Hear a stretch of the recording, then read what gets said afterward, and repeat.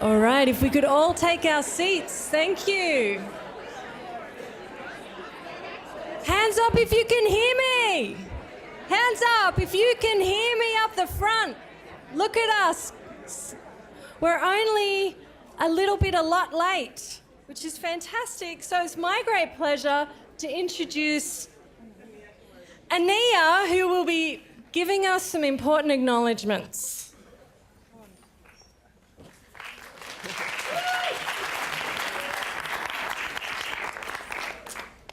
Yes, I'm Ania Camargo, and I'm the coordinator of the Gas Leaks Allies and an active member of Mothers Out Front. And my job is, in 3 minutes, to thank all the people who made today possible. So I made a list of everyone I need to thank.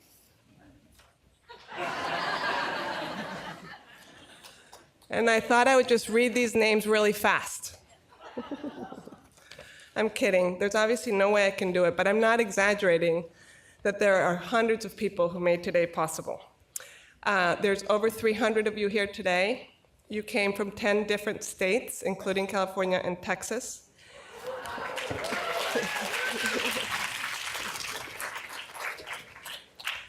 And I want to thank everyone who took a part in making today happen and who was a part of the study.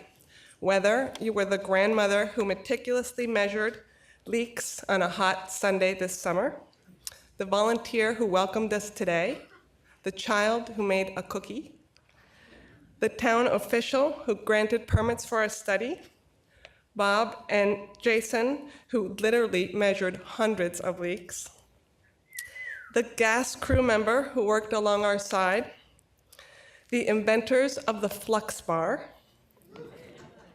one of the many elected officials and public servants who is here, and I just want to say I think we have 9 of our legislators, Massachusetts legislators, and we also have 8 staff representatives for out of the 10 congressional delegations in the federal government. We have 8 of them here today.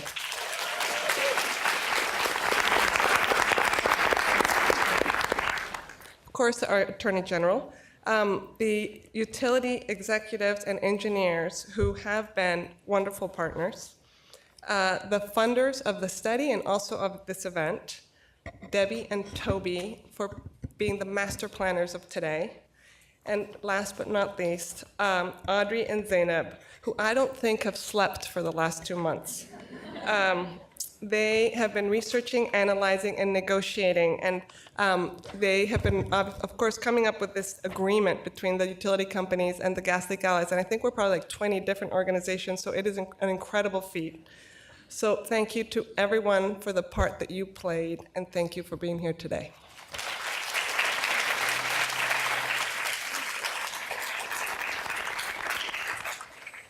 The great stakeholder ecosystem. This is what it takes. This is what it takes to achieve real meaningful change. It's my great pleasure to segue us now to a deeper dive panel discussion. As you will have noticed, we're not sparing the details here. We're really taking you into the nature of the journey, some of the technical challenges, and the real intellectual effort that has been brought to bear by our stakeholder ecosystem. It's my real pleasure to introduce Jason Jay. Jason's the director of the Sustainability Institute of MIT Sloan, and this space and this hosting is courtesy of MIT Sloan and the Sustainability Institute.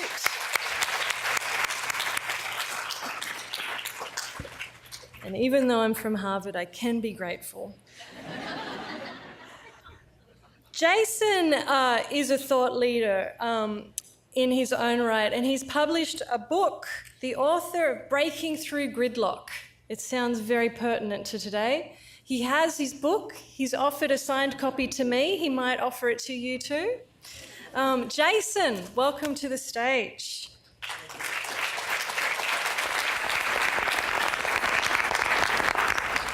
So it's with real pleasure that we at the Sustainability Initiative could be part of this. It's very humbling to see how much effort and how much passion and compassion has gone into bringing this community of people together. This day today, I think the first part felt a little bit like a wedding. A lot of love, a lot of stories, a lot of seeing familiar faces after a long time. And then we got the science fair portion of the day, where we got to see all the cool technologies, and you should expect that coming to MIT. And I think this next part is maybe what I think of as the magic show, where we get to reveal some really very cool results and of this whole collaboration. The way we're going to do this is I'm going to invite Zainab to come and present the findings from the study that Audrey set up for us before the break. And then we'll bring up our panel of utility leaders together with Zainab, and we'll have a conversation about that process, what it took to get there, as well as kind of what the next steps are in this journey.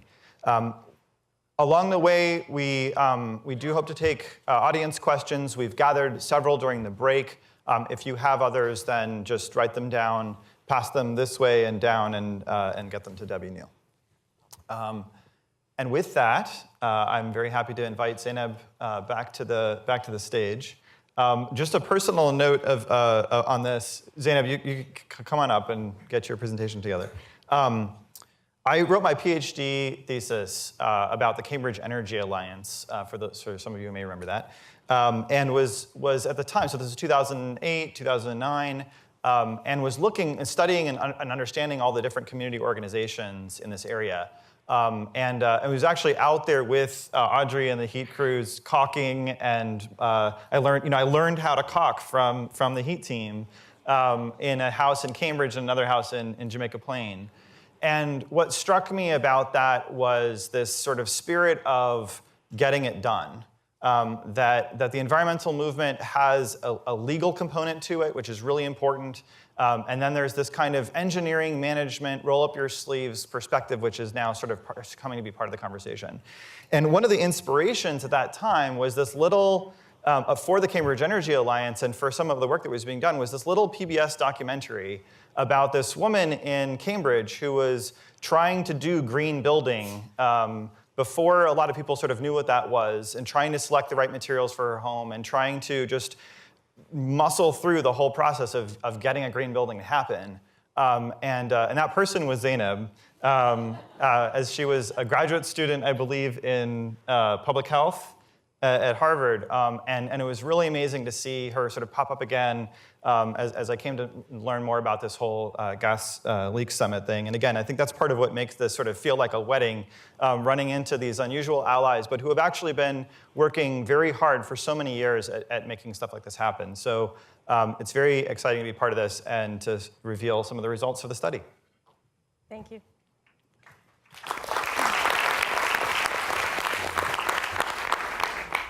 All right, so I'm really excited to share this, and I have made a big effort, thanks to a lot of feedback from my colleagues, to make it much less technical.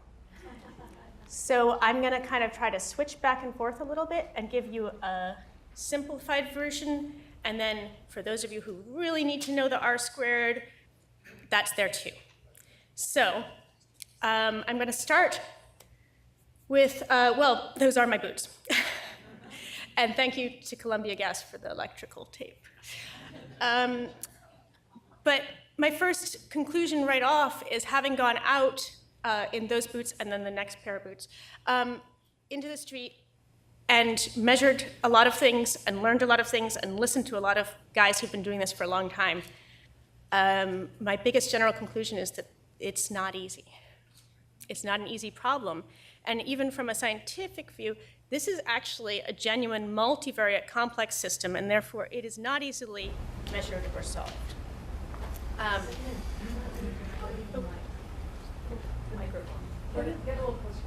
okay. Closer to the mic. They don't make podiums for my height. All right. Are we good? All right. So in order to give you an idea of that, I want to actually show you so you understand how complicated it is. So I went to the same leak multiple times. It was in Cambridge, so it was close to me, and measured it in the same way with the same tool day after day. And this little graph is the percent gas on different days. And it varies a lot. And any of the gas guys know, that those bottom zeros are when it's raining. That's easy. But while it's getting wetter, while it's getting drier, there's a lot of factors. And if we add that humidity, well, this was the humidity during that time, so it's tracking in opposition. And then you add the temperature. Ooh, it's kind of going with the gas leak. So when the temperature rises, gas moves faster, right?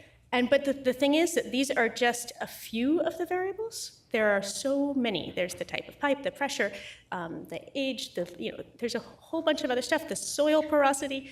And so you put it all together, and it's a really hard problem to solve. So I want to make sure we start from that.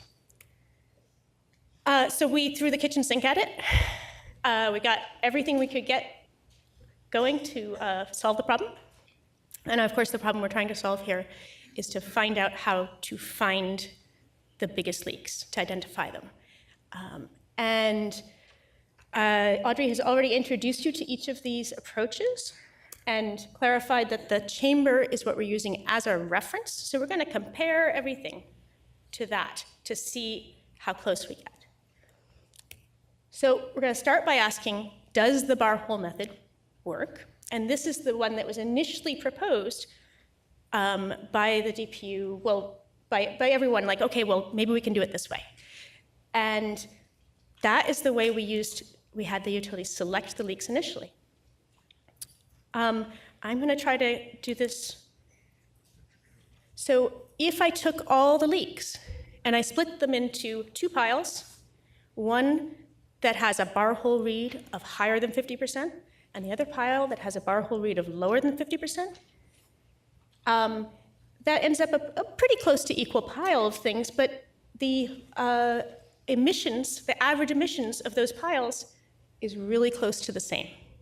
So it's not choosing bigger leaks by being greater than 50% gas in the bar hole. Put another way, this is comparing one bar hole to the other. And remember that variability and the challenge of measuring the leaks. So here's one that looks just about right. The first bar hole read is around 50%. The second bar hole read is around 50%. It's like, that's good. Okay, so if it all came out like that, you get a nice straight line across, and we'd have a perfect correlation. And we go out with our bar hole and say, oh, that's a big one. But they didn't all come out like that. And these are measurements done by utility in the same leak in the same place. So this one is clearly, it was 100%, close to 100%, and then 25% the next time. And if you just fill this in and put a whole bunch of them up there,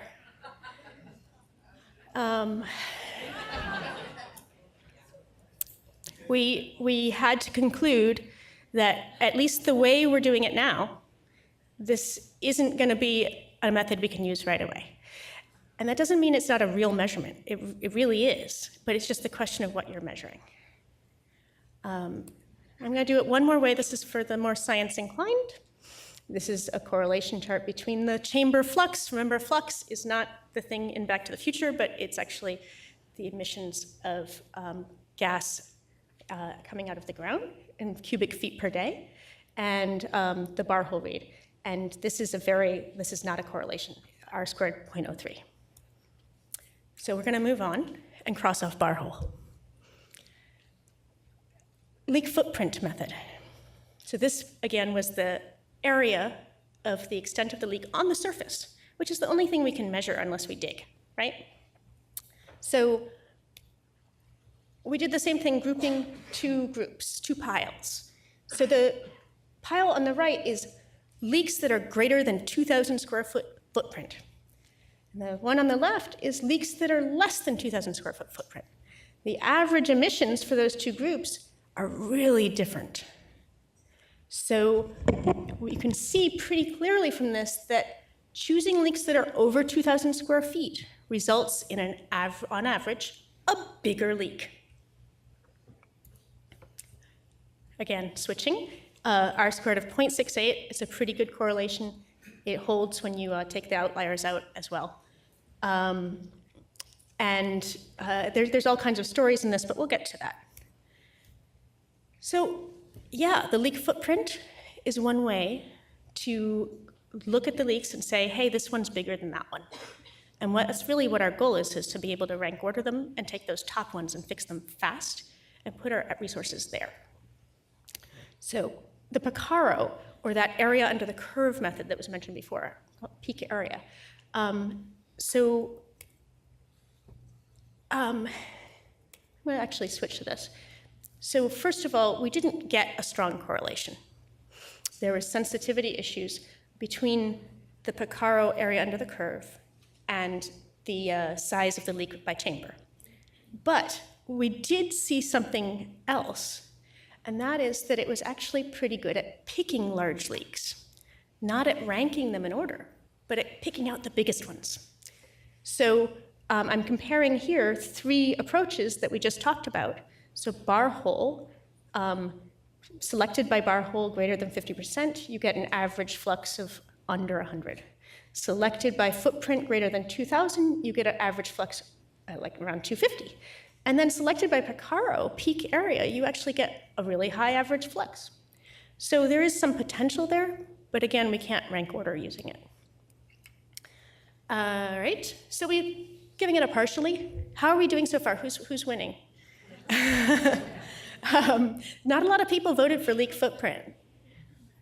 Simple is sometimes the best. All right, so we're doing multi-sensor camera now, and I want to make sure I'm clear that this was a proof of concept, and it was really amazing of National Grid to support that and take that risk as well, outside of all of the collaboration risks. It's very promising. But as a proof of concept, we didn't get everything we wanted yet, but it's coming. And so I'm going to show you, instead of results, I'm going to show you a different kind of result to show you what the potential is. And this is a before photo of the leak, and this is like a live image on a video, or you can take a still. And then during the repair, and you can see the leaks there, and then after. It's like magic, right? So it's a really radically different way of looking at the leak, and they're working really hard to move it to a product to be able to do things like rank order. So we'll see. So we can't, but for right now, hitting the ground, we can't use it yet. So to the future. Okay, that flux bar that everyone put a lot of innovation into together. So to be clear, we take the measurement from the percent gas coming through the flux bar, and we record it over time, and it drops down as you empty out the saved up gas under the ground. And then you get to a steady state or a plateau. And that is the number that we're using as the flux bar measure. So, all right, so if you group them into 2 categories, again, our piles, if you get a bigger percent gas on the flux bar, you get a bigger leak. We're starting to see how this works, right? And to do it differently, you put it out on a graph and you get a high R value and a correlation that's pretty strong. And we have more data coming in that's holding true. All right, and then the reference. Who voted for the reference for the chamber? Okay, because if you did, you've automatically volunteered yourself to go out and do it next summer. But what you can see really clearly here is we were lucky enough to actually find some real options. It didn't have to come out that way. We could have got nothing. And so moving forward, while the technologies work, we also in the process learned a lot about the leaks. I mean, we learned a lot about everything, but going back to that leak location footprint chart and seeing the couple that are out there, the outliers, there's stories to each of them, but I'm gonna pick out those ones that are over 265 because that's the top 7%. Remember the 7%, 50%? All right, so I'm gonna take the top 7%, and I'm gonna add them up. And they come out to 47% of the methane. And that's true despite the fact that we were looking at cast iron, wrought iron, coated steel, steel, plastic, ranging from ½ pound to 99 pounds per square inch. So that's really, really, really encouraging, and it's some of the best news that we actually can do this. This is possible. I'm going to shift quickly and point out that we're going to keep learning, that part of this process is to continue to learn, and as we refine our understanding of what those large volume leaks look like, we get some information. So here, you can see that the middle pressure leaks tend to be bigger. Now there's probably a story behind that, something like the big ones get fixed faster, or who knows, less than 20, it's just smaller. It makes sense, but it's also a clue. Another clue or trend is that actually we're losing a lot of methane from bare steel. While cast iron is the first and classic leak-prone pipe, it looks like we have to pay a lot of attention to bare steel too. So, to summarize, the bar hole measures are not consistent and they don't indicate volume. Again, this doesn't mean it can't evolve to be better. Flux bar and leak footprint measures do indicate volume. So they get their little, who won? Anybody? There were a lot of votes for flux bar, so you're good. We also have some emerging identification that the pipe pressure and the pipe material are part of the story. We have also this information that the Picaro or another tool like it, we happen to have a Picaro like Los Gatos, et cetera, has potential to find leaks. And the MSS camera may too in the future. So what does this mean? And I tried a bunch of different ways to try to communicate this, but that 7% is 50% of the methane. So the chamber method gets those 7%, and we get 50% of the methane by fixing them. If we used the bar hole method of greater than 50%, that's how much of the methane we would get in the same effort, the same number of leaks. If we use, for example, the footprint, which we just figured out, which is not as perfect as the chamber, but it's fast, easy, and you won't, you won't kill yourself. You get really close. And the hope is that as we refine and gain feedback back and learn more, for example, getting feedback from the flux bar on ranking, that we can get closer and closer to fixing the most methane fastest with the least effort. So that's it.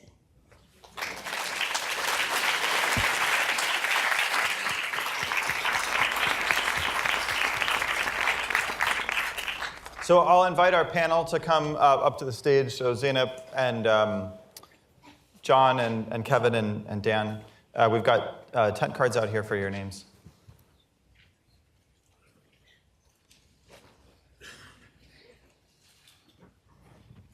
So quick introductions. So first, closest to me here, we have Kevin Kelly.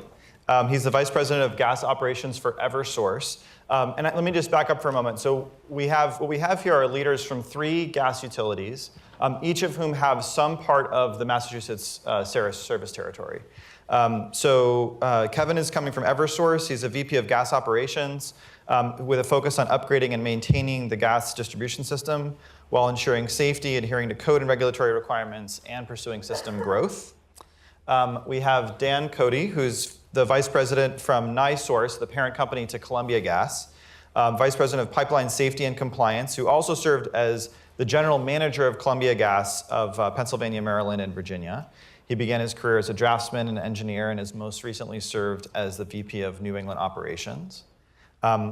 John Stavrakis from National Grid is the Vice President of Gas Asset Management, a licensed professional engineer. He has 31 years of gas distribution experience, primarily in engineering and operations.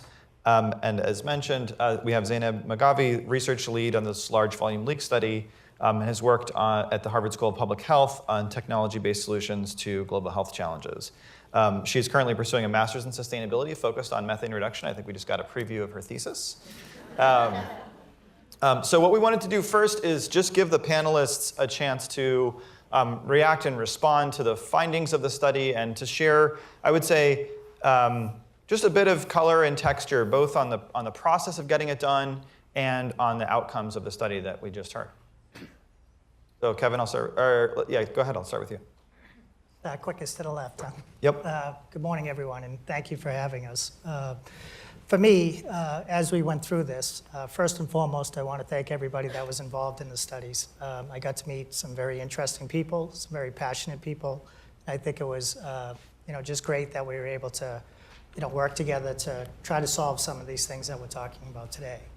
But with that, for me, again, it was very interesting, and I'll probably go a little bit with what Steve said, that from a utility perspective, we always looked at risk, right? And we always made sure that we protected life and property first and foremost. But that's always a guiding principle, no doubt. But meeting with these folks and talking about emissions, it really opened my eyes, especially as the vice president of my company. And we want to do the right thing, and we want to make sure that we work with the community and understand what's important to them. So going through this process was, again, a great learning experience for me. And also with my crews out there working with the folks that visited our sites, and we did all these measurement, different ways of going about trying to measure and coming up with the best solution. It really opened up the eyes of my crews to understand that, again, shifting from a risk to a emissions type thought process was pretty interesting. If you could picture guys that have been doing this 30, 35 years, it's a different way of looking at it. So again, through that process, again, they learned a lot of things, I learned a lot of things, and it's been a great pleasure working with everybody involved. I can't tell you how passionate the folks are from the different organizations, and I really saw the passion in our company, as well as the other three, I'm sure, to really take this issue head on, and we're excited to be part of it. So it was a great experience for me. Thanks, Kevin. Dan? For me, this was an interesting challenge, both technically and in terms of public policy. For better or worse, for 150 years, our industry has evaluated leakage by its public safety implications. That may have been good, it may have been bad. It existed in our industry for 150 years. And it was simply the way gas people thought. This partnership has challenged us as industry leaders to think about that dynamic in a different way, to fundamentally step back and think about it differently. And we are doing that, and in my mind, that movement is critical, because once we started to have the more technical discussions around the relationship between volume of gas leakage, footprint, public safety impact, obviously there's a technical nexus there. And by having good data across that spectrum, that will make us, in my view, better gas system operators, as well as being able to make a contribution to reducing greenhouse gases. Now, the process that was driven by that necessity was also an interesting one. We got to work with Zeneb, with Audrey, with the HEET folks, with the mothers, which was also an interesting political dynamic, because when we talk about changing policy in a public arena, particularly in a way that impacts people's natural gas bills, we're not just talking about science or operations, we are talking about public policy. And very often, to move public policy, that requires a coalition of people that are committed to make the change and to find the common ground that allows us to do so. And so from my perspective, the sort of science part of this project, developing the flex bar, was a lot of fun, because it required some pretty good work and some pretty good analysis and a basic mathematical formula that would allow us or enable us to quickly calculate volumes of gas with a reasonably high degree of accuracy and consistently. And so when you think about what that required in terms of engineering and sort of the math of the process, it was an interesting evolution for an industry that had spent 150 years pounding holes in the ground, taking readings and digging up leaks. And so through all of that, in my mind, our eyes were opened. And we came to recognize that it's not simply a gas operations decision, it's a gas operations decision in the context of an overriding public policy. And that's really the progress that I believe we have made here. Thank you. Thanks, Dan.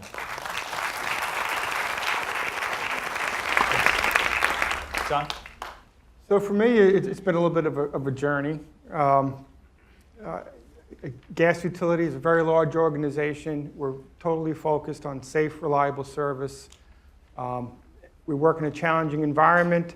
When there's a disruption to service, we step up. We work 24 hours a day. We're committed to making sure people can heat their homes and to have the energy that they need, right? But the world is changing, right? We didn't used to look at methane as a pollutant, and we do today.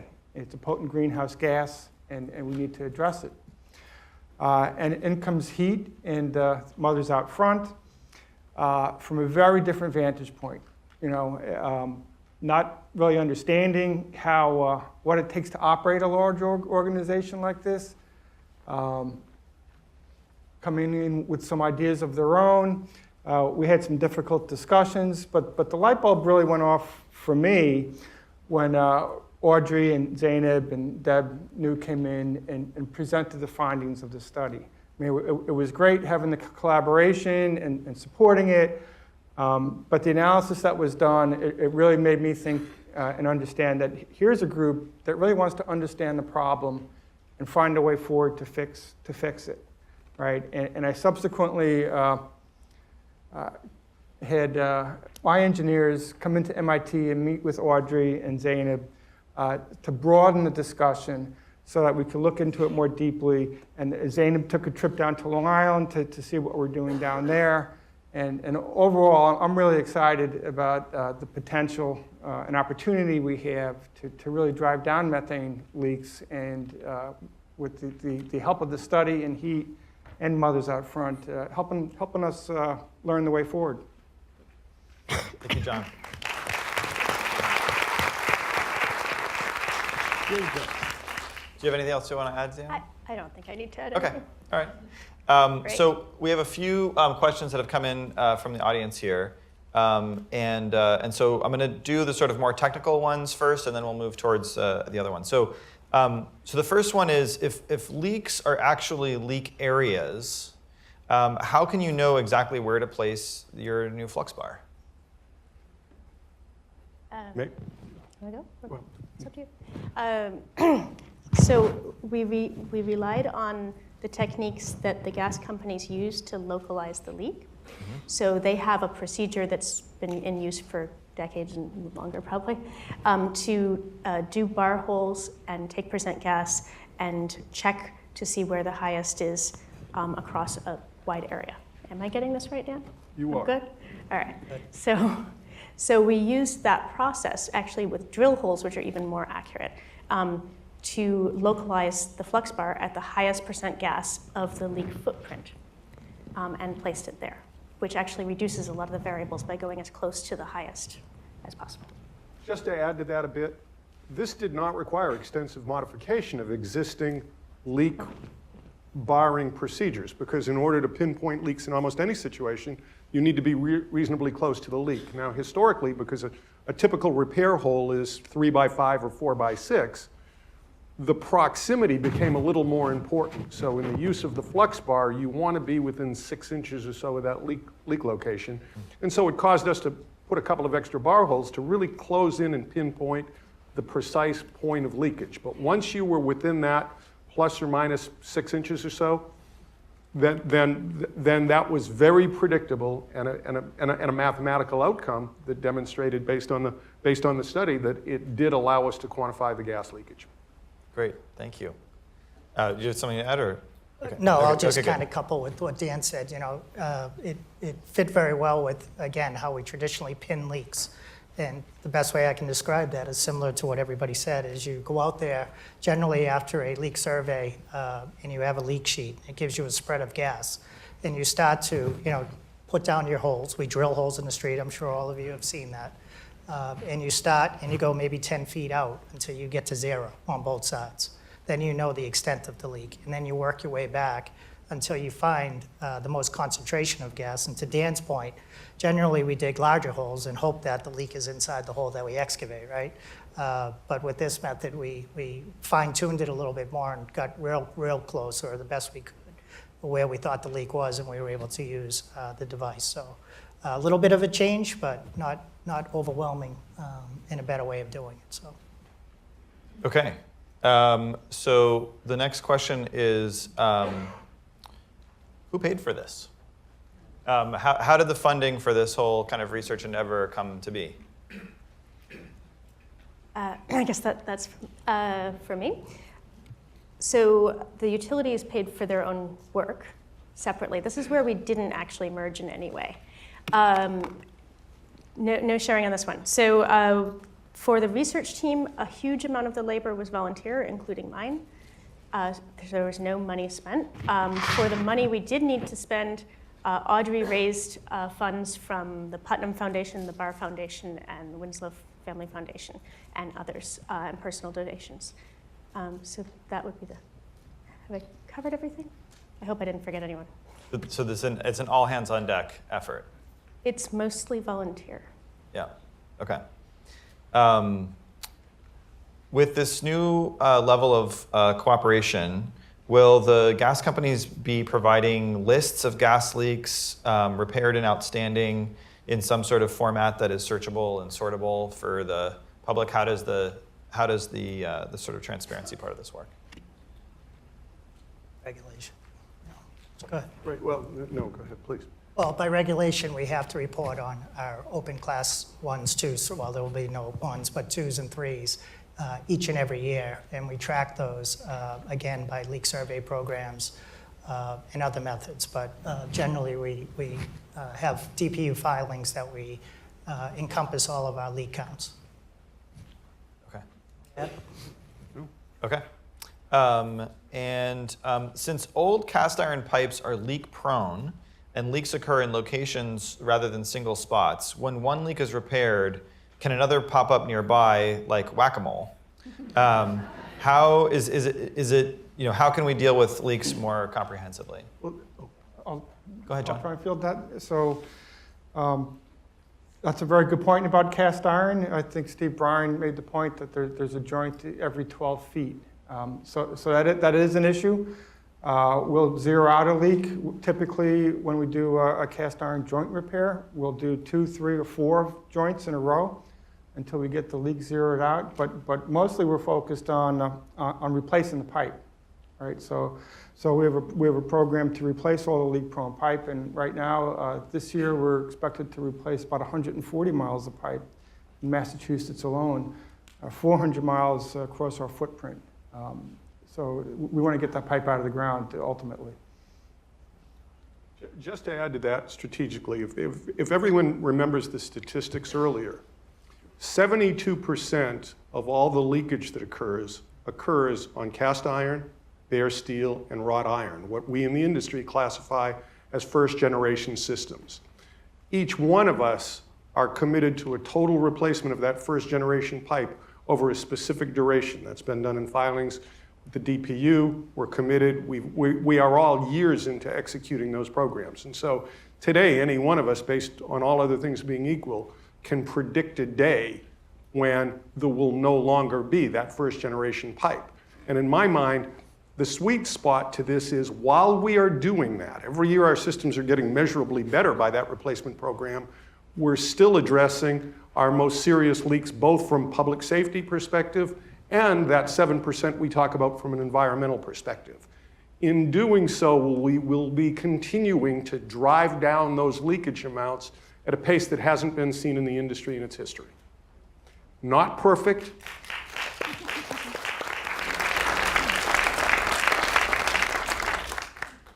And before the applaud, not perfect, not as fast as some would like to see it happen, but I've been doing this for 45 years, and I have never been in a company in a time when we can say, yes, all of the cast iron and bare steel will be gone by the early 2030s or late 2020s, depending on the exact pace. Those kinds of things are unknown in the industry. And today they're predictable in many, many LDCs that look a lot like us. And I commend my partners for the same commitment. Yeah, totally agree. Because we're really in the business now of replacing that leak-prone pipe, and we've stepped up our efforts over the last 4 or 5 years doing that. For my company, we're replacing 40 miles of leak-prone pipe this year. as well as attacking class 2s and 3s. So we put ourselves in a much better position to keep people safe as well as help the environment. But again, I've been in this business similar 30 years, and I am so happy that we're replacing a lot of this leak-prone pipe. To talk a little bit about risk and things like that, cast iron pipe in the winter times with frost in the ground, that's the stuff that gets you nervous, right? That's the stuff that you want to make sure that you replace so that you don't put people and property at danger. And I think through these programs, not only are we getting great benefit for the environment, but it's a huge, huge program for us to keep our customers safe throughout Massachusetts. But for our company, it's something that we're very passionate about and something that we're working very hard to accomplish in a short period of time. One thing that I think a lot of us are conscious of in Massachusetts and in the United States as a whole is that this is kind of a microcosm of a larger challenge of infrastructure, right? Aging infrastructure. We've dealt with that with the MBTA. We're talking about that with respect to roads and bridges, and the gas pipes are part of that. When we look at situations where you have an operator and you have a huge backlog of maintenance and you've got to sort of get that down, that's a big challenge because you're trying to just keep your day-to-day operations going, and getting that backlog down sometimes requires, our research here at MIT Sloan suggests that you have sometimes to do sort of a one big investment to get the backlog down. We've seen that on our own campus where we have a $2 billion deferred maintenance backlog. So the question is the question that came up from the audience was how will leak repairs be paid for?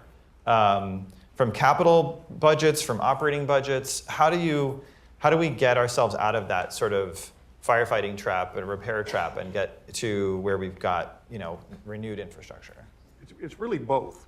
I mean, if I may. I mean, it requires an intelligent application of capital to determine those segments that are near failure or in the process of failing. It's like a firefighter. It's really easy to identify a fire when the whole darn forest is on fire. The trick is when the first whiffs of smoke identify a clear pending risk. If you jump on it then, you can typically do it much more efficiently and much more expensively. The worst place to be, Jason, is the place that you described, where you have a massive maintenance backlog on facilities that are so critical, you've got to fix them knowing you ultimately have to replace them. From a public policy perspective, that has the most expensive impact on the entire system because you are spending O&M dollars on things that you still have to replace. It's like repairing a broken down automobile. If you've got to get to work tomorrow morning, you'll probably invest in whatever it takes to get your car running, but next weekend you got to go out and buy a new car. So that $1,000 or $1,500 or $2,000 you put into it essentially becomes a sunk cost at that point. And so by doing intelligent maintenance when necessary, coupled with ongoing replacement of infrastructure, that in my mind is the sweet spot for the industry. And at the same time, to the extent, and you identified it accurately across the United States looking at data, some utilities are in better shape than others on that. And to the extent people are behind the curve, there is no choice but to invest in both. I think the only thing I'd like to add to that, and I think you did mention this, but picking the right sections of pipe to replace. The leakiest pipe, where up until recently we were focused entirely on the safety-related aspects of leaks. Now we can factor in some of the environmental impacts of the grade 3 leaks and make sure we're getting the right sections of pipe out of the ground to help drive down the leak backlog as well. So that's two components of it. Yeah, and I just want to add the other piece to that is, having good relationships with your cities and towns. I'll use an example of Cambridge that, I was the manager there for many, many years. And in 2002, when I took over Cambridge, we had well over 450 outstanding Class 2 leaks. But working with the city and working with their Chapter 90 projects and sewer separation projects, we were able to replace a lot of old infrastructure. And it was good because, again, we were doing streets that the water mains were old, the sewers were old, and of course the gas mains were old. We were able to coordinate with the city and take advantage of their construction programs and replace a lot of the old infrastructure. So, to kind of echo, we use capital dollars to replace leak-prone pipe. And I can tell you in the city of Cambridge, last year we finished with, it was below 20 outstanding class 2s, and our class 3s have started to go down considerably with that coordination that we've had with the city of Cambridge. So I think that's a big piece of it as well, working with the cities and towns and understanding their work and making sure that we're not out repairing leaks after a roadway was just finished.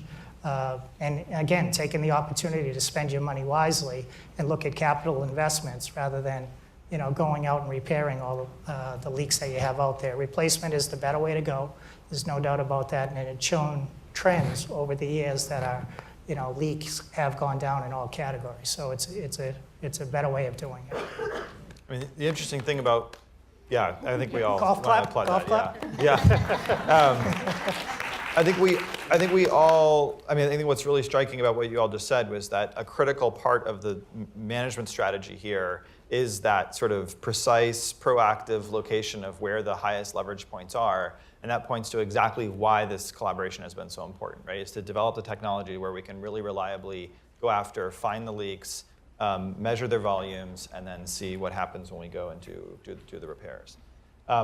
So I'm going to pause on the audience questions for a moment. When you moderate a panel, you have like a little call and you sort of prepare how the thing is going to go. And so we had a whole plan, which was that now we were going to do this second part of the panel. And the second part of the panel was going to be that I was going to ask each of the companies to say, okay, what's your next step? We were going to hear, sort of individually from each of the companies what their next move is going to be. But as I said, this is the magic show part of the presentation. And so we get to do a big reveal, which is that this collaboration, this effort has managed to produce a sort of shared text, which is a shared commitment statement that reflects the common commitment of all of these utility companies. And so we would like to show that on the screen now. Should I just advance the slide, or? Yeah, I think we got the clicker. So Okay. I have to apologize. I over-animated this to try to make a dry document more engaging. So I'm going to have to say click. So I'm going to not go into the details, but man, we spent a lot of time on those details. And this is a shared action plan between the utilities and the environmentalists to move forward on this topic as quickly as we can in a practical way. So we start with identification. Audrey, we're going to have to do a lot of clicking here, sorry. See?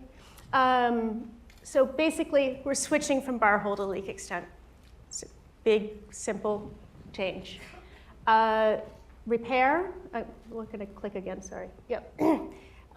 So there's a lot of details here because it's a complicated process, so there are trade-offs and stuff, but basically the very, very largest ones, they're going to go after in the first year, and the second category, we grouped them into two categories, we prioritized. They're going to go after in 2 years. And that's actually a lot faster than it would have otherwise happened. It doesn't always sound fast. That's actually really fast. Next. Nice, huh? So verification.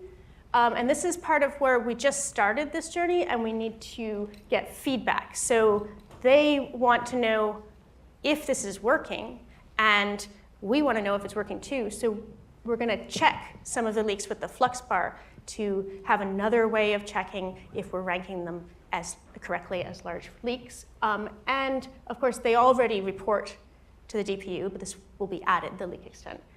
So if you can keep clicking, Audrey, sorry. Yeah, there we go. Reassessment. So again, with the idea of an evolution and ongoing learning, a group will get together and reassess the situation annually for the first couple of years so that we keep evolving fast. And hopefully, like they described with the leak-prone pipe, this is a temporary challenge, I very much hope. And we're trying to just prioritize and get the returns quickly. And finally, they're stuck with us for the next year at least now. We're going to keep collaborating to provide support around some of the data analysis in the first year so that we can see how it comes out, because we're kind of dying to know. Thank you.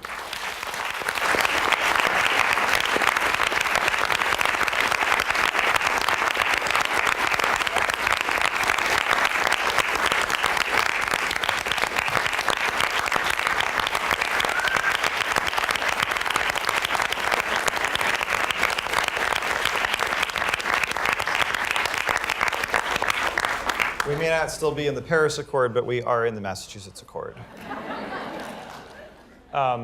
Any comments? Any other texture you want to add to this from the individual utility perspectives? Just one from my perspective. This will be an enabler for us to do better analysis on leaks, in my view. Once we can correlate the data from the flex bar into the area footprint and understand that relationship much more finely, as we find leaks going forward, we will intrinsically become much better at quickly identifying their severity and identifying those largest emitters without having to apply a lot more extra analysis to it. We'll have the tools in place to quickly identify what are the more serious leaks, and that will inevitably allow us to prioritize differently and repair differently than we do today. So this is groundbreaking. That doesn't sound like much, I suspect, to many people. But in an industry that has had ways of treating leaks for literally generations, the fact that this change is taking place, in my mind, is seminal and is very likely to become an industry best practice.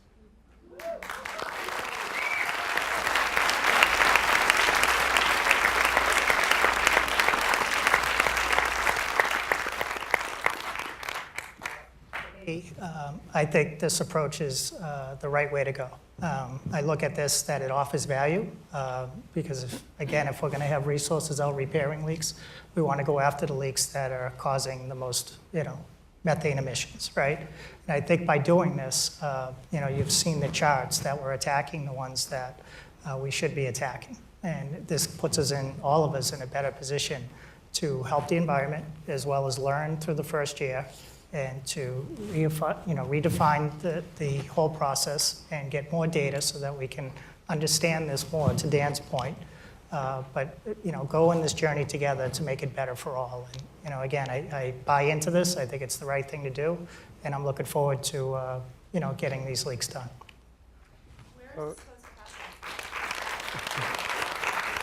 I want to just let any other panelists respond. Yeah, I would just add that this is a massive undertaking, and I'm really anxious to get to work and roll up our sleeves and start preparing our procedures on how we're going to execute and collect all the data we need to properly manage the program and deliver it the way it's expected. One of the questions that came up here from the audience, which I think is sort of on our minds, which is, there's a lot here about, you just mentioned collecting data, and ultimately the goal here is to fix these super emitters. So what is, one of the questions we got was, what is each utility going to do to fix the super emitters in its territory and on what timeline?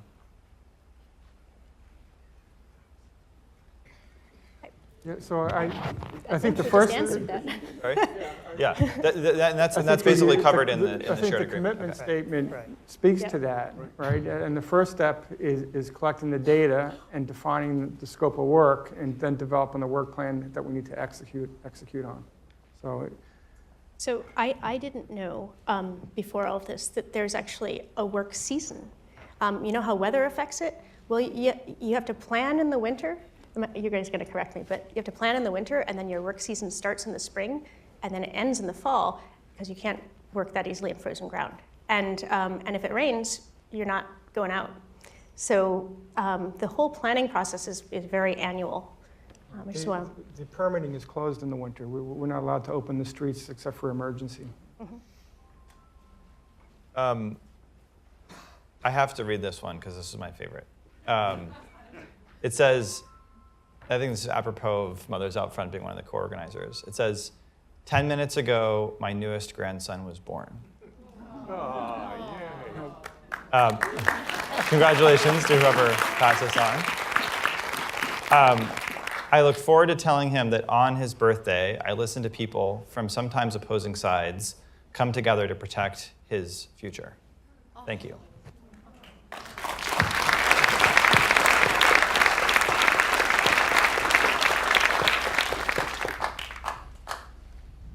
So with that, I think we're going to conclude our panel and move on to the next step of our day. We good?